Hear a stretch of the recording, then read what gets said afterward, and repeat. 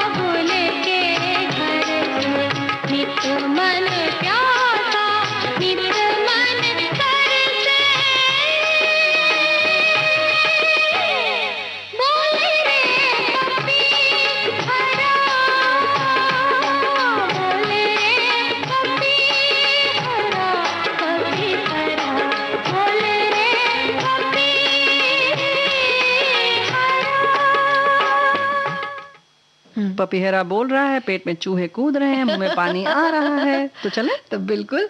तो सखी सहेली कार्यक्रम से अब दीजिए अनुमति मन्नो बहुरिया और प्यारी बुआ को स्वीकार कीजिए। नमस्कार।